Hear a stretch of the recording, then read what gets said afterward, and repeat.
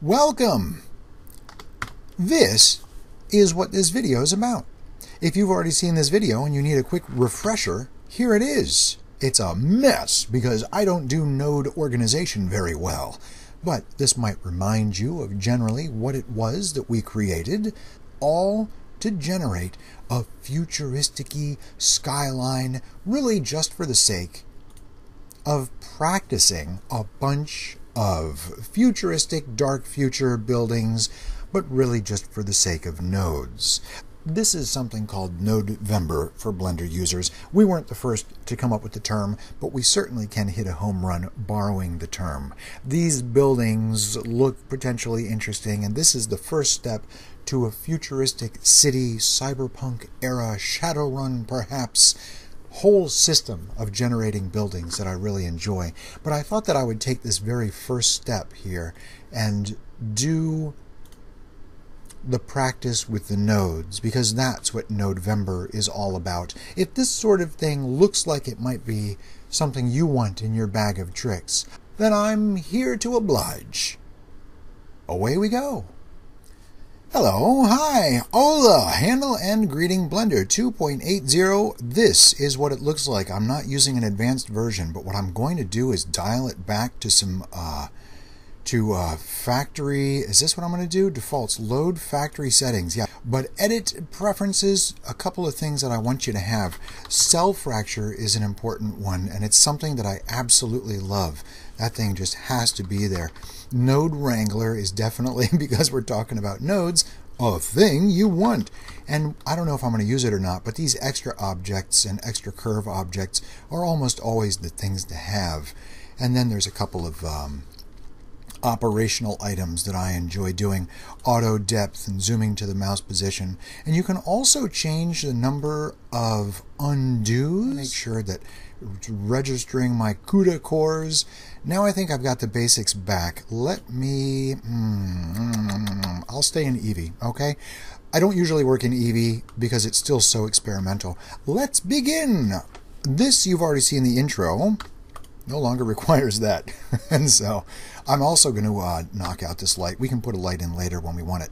And selecting the camera with Alt-G, Alt-R as commands, and then RX90 lets us sort of put the camera and then pull it back with GY and get it along that Y-axis to take a look at things this way later on.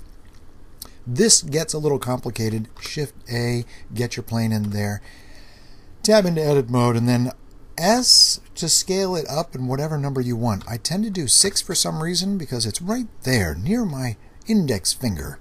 And I'm going to subdivide this a handful of times. Maybe I've got 7 fingers on my hand, so I'm going to subdivide it 7 times. And the reason is because M, N to put it on new layer, and I will call this the base layer. I'll put it there. So when I am in object mode and I press the number 2, all I can see now is that plane.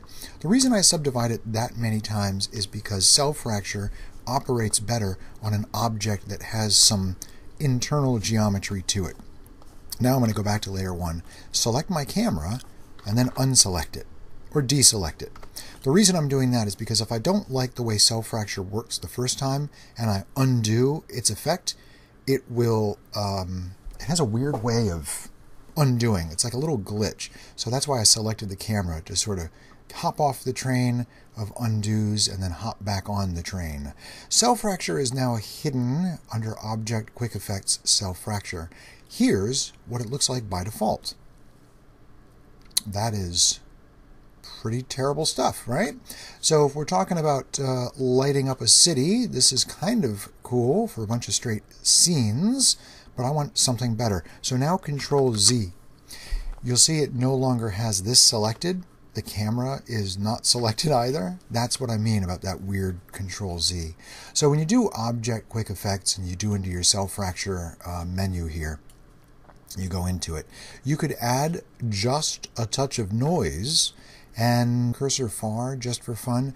And the margin is going to be big. I don't know if it's going to be that big. That's what's fun about this. Take a look.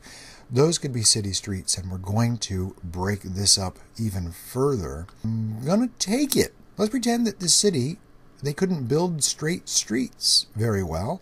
Let's take it. I didn't think it was going to be that big. Now, the orange, MN03, I'm going to call it first cell. It is now all by itself on layer 3, collection 3.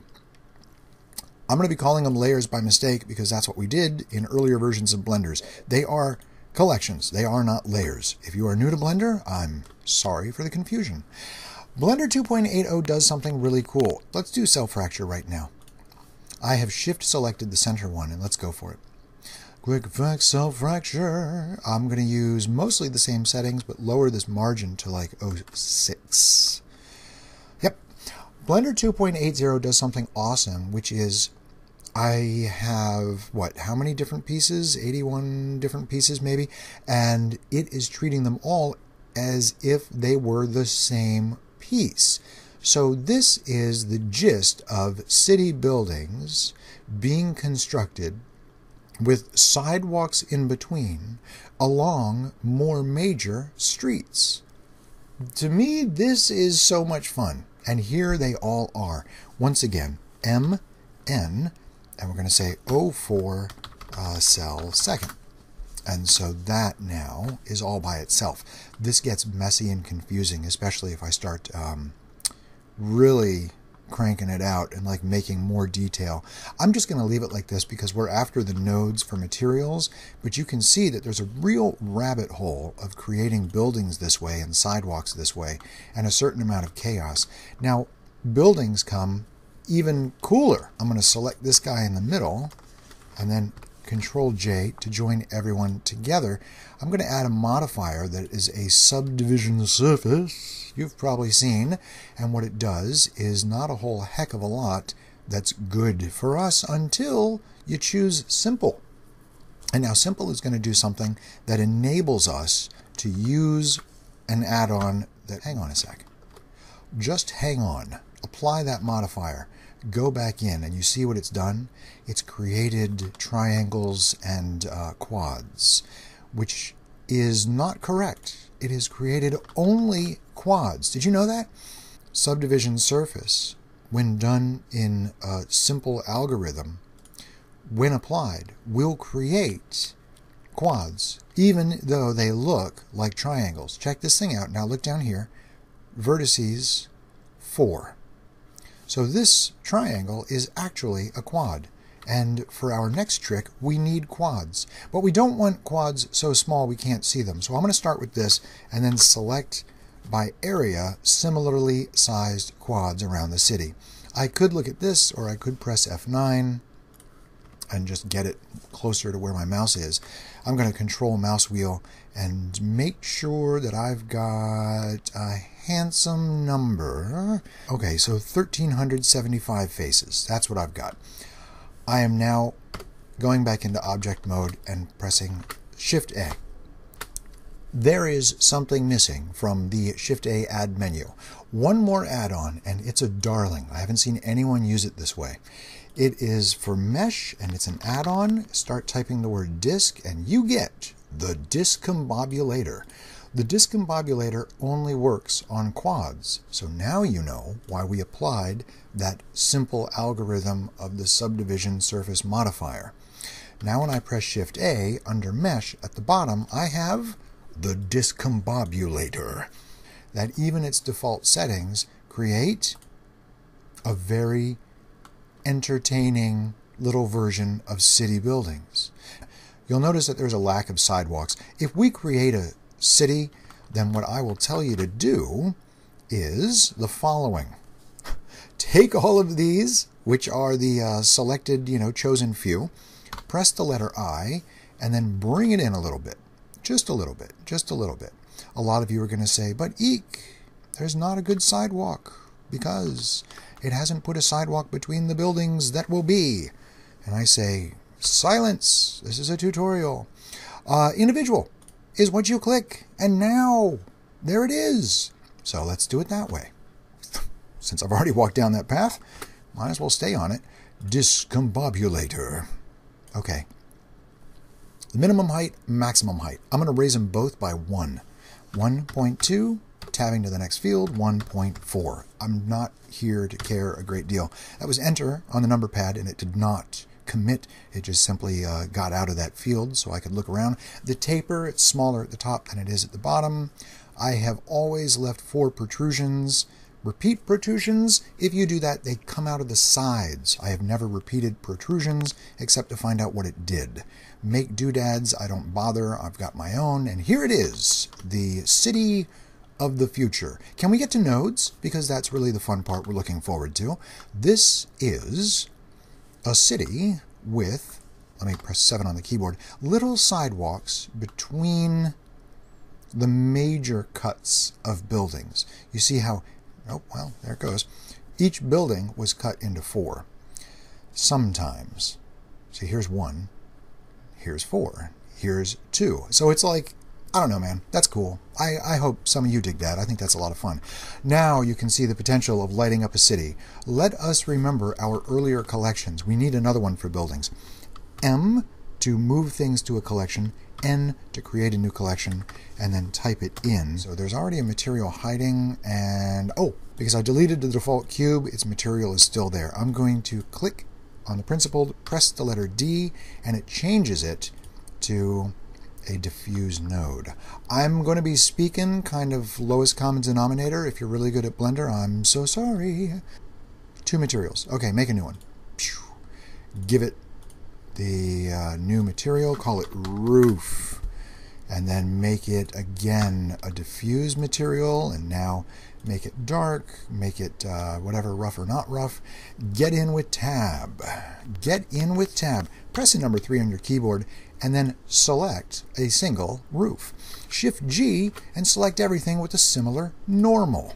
Now all roofs are selected. How many buildings, you ask? Check your faces. 3,428 buildings. Assign the roof material to those selected polygons.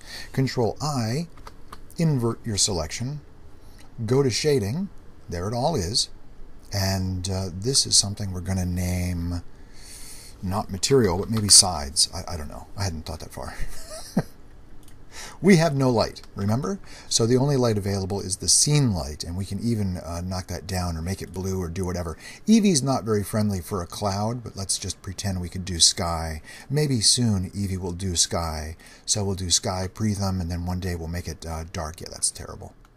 The good news about having all of these roughly the same size, you see how their heights are all roughly the same size, is we can kind of create one batch of windows and just stick it on every single thing for this example. I'm going to get an empty plane axis. There it is. I'm going to make it big enough to see, and so it's got to be, there it is. How are you? I'm going to use that to put window material in shading onto this diffuse texture. I'm going to use that texture. I'm saying it all wrong. I'm going to use a brick texture to inform the color of this diffuse shader. And I'm going to Control T, thanks to Node Editor, and I'm going to Control X, thanks to my keyboard, and put it on Object, feeding that into Vector, and I'm going to select, the empty. I'm going to go into the empty, and I can just physically rotate it. So that's RX90, and now I'll do RZ30, I think, just to stick it to the side. Remember, our roofs shouldn't be showing the top. Oh, geez. What's going on? Just in case yours do, assign that. Control I, go to roof, assign this. Okay, good. I've undone it. I didn't expect that to happen, if you couldn't tell. And now, bravo, you've got some really bad windows. These can be made smaller here in scale, scale, scale, scale, scale, scale. Good. I know, it's awful. And I'm interested in a little change there, and then, you can play with different ways. You could do different windows for different buildings. That would be really advisable. This is such that I want some, bing, I want some diffuse color here, dark blue, right? Dark blue, and this I'm going to change to a dark gray. There we go. I will click and drag, and that dark gray goes there. It's not about the windows in the daytime. It's about the light coming from the bottom. And I'm going to change the bias. A negative number is color 1. A positive number is color 2. I might actually leave that, but brighten this up just a little bit. Might intensify it. I'm going to intensiate it. Okay, let's call those windows. All right, let's mix this in. We can very easily grab a mix shader and mix it with an emission shader. That emission shader has a danger to it. The danger is that when you emit 0, you suck in light like a black hole. So this means we don't want to change the strength. We want to change the power with which it's mixed. Okay? Maybe something easy to understand, maybe not. So first let's handle that portion. And I know that I want to use the gradient texture. That gradient texture will end up being linear, but I'm going to map it funny. So let's use that on there. See it back there? See the gradient texture? You can Shift Control left click and see just this result. Now Control T and get yourself some mapping information here. You could use generated or you could use object. The difference is where it begins measuring the node. We want it to begin measuring these nodes, this node in particular, here in the middle of the object. If we use the generated coordinate, then it begins measuring for the node at the edge of the bounding box, at a negative edge of the bounding box. I don't know if you knew that, but it may not make it may not make enough sense, and I do plan on doing another video.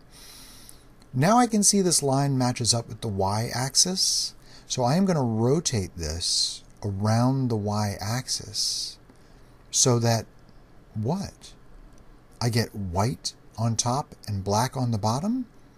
Or should I get black on top and white on the bottom? If you do a negative value, then you will have to lift. You'll have to lift on the X. Isn't Blender awesome? All right, Shift A. I don't know. I made a video about particles, rotating particles, and it's just so topsy-turvy. Brightness and contrast would be kind of a thing you could do, but I would really rather you use a color ramp to adjust the difference between black and white. Here we go. We are actually looking at it right now. Because that difference is pretty harsh. Dropping the gamma node in between the gradient texture node and the color ramp allows you to sort of mellow it out, and then you go ahead and take care of things as you see fit. I like it mellow because it just is a lot more pleasing, and to me it's okay, I suppose, if the bottom is stark white. So as long as it sort of comes close to reaching the top. And some of these buildings are so short. Now it looks like a fog, doesn't it? That's kind of nice. Some of the buildings are so short. When you make short buildings, if you did your construction differently, that it will cover the tops of those buildings, which is why we have a roof material. I don't have to just say it. Let me show you. There we go. Now we're way over the sides of the buildings, but the roof material ensures that there's like a shadow on top. So I trust you can already see what's happening here. It is fun, it is cool, and our next stop is to inform the emission node with some color information. And I, frankly, like the rest of the world, really dig noise texture, but in this case I'm not doing it for a bump. I'm doing it for its colors. It's like sweet, cool looking colors. There should be an escape key for this, but I have to find the final shader next to the material output and then make it happen by Shift Control left mouse button. This is compressed because it is obeying the bounding box of the object by default. You can see proof of that. I always make such a mess of these nodes. Good luck to you in November, cleaning up your nodes. Wipe your nodes. Mine's so messy. I will press Control T, and there it is, stuck and generated, looking exactly the same. You could attach it to object, and it will normalize the size of the noise texture. And that's a good thing. What I wanted to do, and this is our final trick for this video, essentially, is I want to change the Z scale, and if I make it so that more noise fits in the same volume, it compresses and gets squished because more noise fits.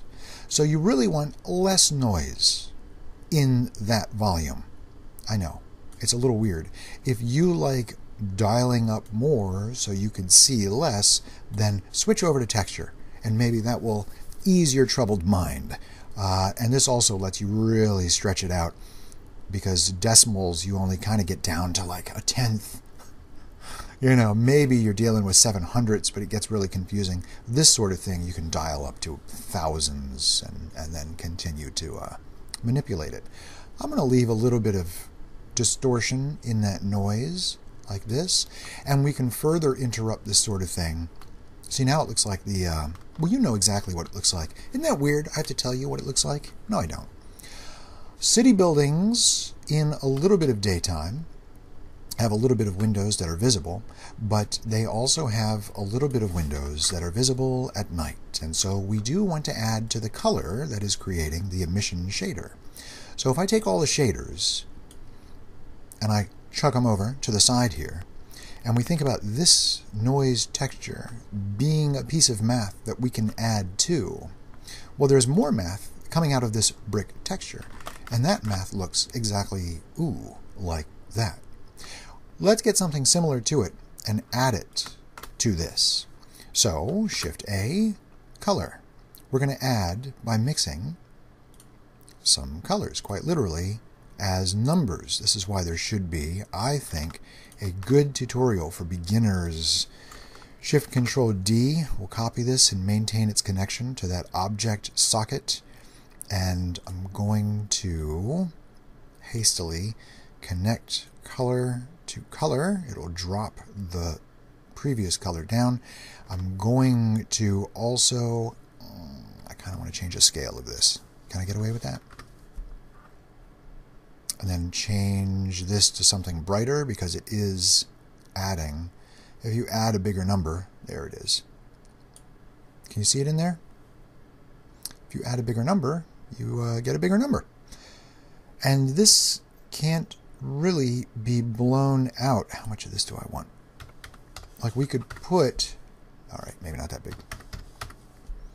We could put a multiplier and make it even brighter, but I have messed around with not doing that and with doing that, and I just haven't quite decided. So bias, we're going to make it fewer of them, and of those, in order to make them brighter, you could increase their value, and it will bring with it not so much the color blue. All right, maybe I will. Maybe I will. You have to be careful because you're going to lose the color if you increase the value. The details that carry the color will be blown out. I don't want to do it for strength. You can see it, I get right here, and then suddenly it's like, I don't know. I don't know. See, I don't want to add it there. I'll add it here. Control X to get rid of a node, but maintain the connection beneath it. That adds 0.5. If I add 2, it is still adding.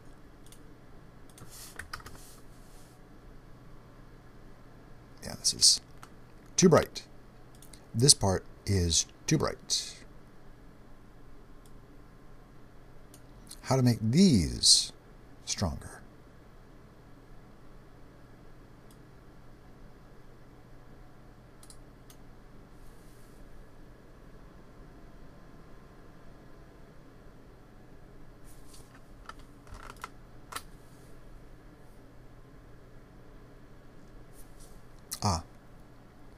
it's adding to things that are not black. So it's raising the entire value of everything.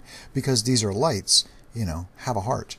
And Control Shift left click on this add node to see what it is that you're doing. And it's adding to black. But if we multiply, then black, which is 0, remains very quiet.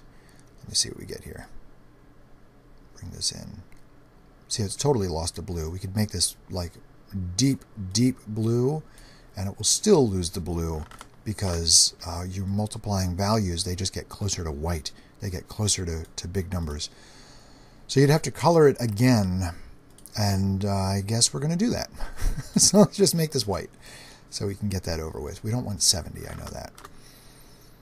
Take it down, down, down, down, down, down. Whoop, not that far down.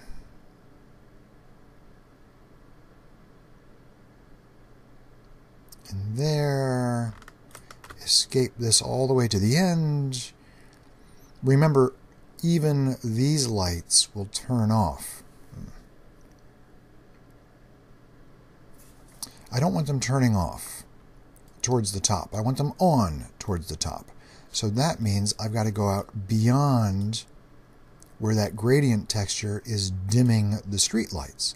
So I will add, ooh, will I? I wonder, will I use an add shader? That's fun. An add shader won't ask. It will just, this is not a good idea. Is this a good idea? It's not a good idea. This is not a good idea. Because like I said, the emission, when it is set to 0, will act like a black hole. So let's do this. Yeah. Ta-da! It has now added negative values to strength. And if I add a dark color to emit, it is also a black hole. So this is not what I want. I do want emission, and it should be perhaps a set of colors. But I want it in a different way. So Shift S to switch a type, and we're going to switch it to mix so that we can control how this emit shader is mixed in. And we're going to use that same multiplied value here as the factor. I can safely get rid of this if you're keeping track. Control X, and then connect it to noise if yours did something else. And here we are. Those lighted windows go all the way to the top. So now you can decide how strong you want those. Okay. I also want them to be different colors. Well, thankfully, that's coming from here. And the color and the strength as a final override, they're left untouched. So now, since maybe you like some warm colors, let's go ahead and play with warm colors. That, of course, could be a mix of two colors. And we go to color, we go to mix RGB, we put it here, we do this, we do that, we do here. We take two warm colors, like warm and yellow, pushing towards maybe green, which is not warm, I know that, but I'm thinking fluorescent lights. Sorry, I just changed my mind. And we want something that will go between the two. A texture will help do that, and I don't know. I mean, we're so used to using noise, I'll just sort of throw in cells from Vournois, just for giggles, okay? That, and I'm going to Control T so that it is not doing its default. Its default is grabbing a very compressed version of things along the bounding box of the object. I'd rather do by the object so that the Vournois cells are more accurately distributed, let's say. They're not compressed along the Z-axis. I'm going to make it a lot. I would like to see what's going on here. So all of these represent values between 0 and 1. And there's very few zeros in here, so we're not getting too many greens. Let's have a look at this. Oh, that's exactly what we're getting. Why don't I see a lot of greens on the... It's cool, right? It's like a crystal cave. The crystal cavern. Okay. I know what happened. This, like, you get little things like this. That's cool. That little split between windows is kind of neat. This may or may not be satisfactory to you because there's so much green. You can force a mix node towards color 2 by adding a value in between along this connection. Let's add a value. Math, let's add 0.5. That should throw it to a significant number of red, of course. And I'm going to dial that down just a little bit so that some yellows are allowed to show. I don't know if you fully understand what's going on, but as I tweak this number, it handles the switch between that yellow-green and that red-orange. And so I believe most of us want fiery colors, incandescent bulb colors, and not so much green. So I'm removing the green that way. And I didn't have to. But it's Nodevember! Congratulations! You are learning Blender. This is it! Let's go to Layout. Let's go to Layout and look at this sucker. And it is so fast looking at it this way as opposed to cycles. 5 for the orthographic view because that's really important. Or isometric view. It says user orthographic, so I'm going with that. And then we can just sort of rotate the camera around it. And you can see that there's various long windows, there's various short windows, there's a lot of roads, there's space in between city blocks. This is what you were working toward. I hope that some new users got some good stuff out of that. I designed this thinking we would just make an array and do this as many times as we wanted.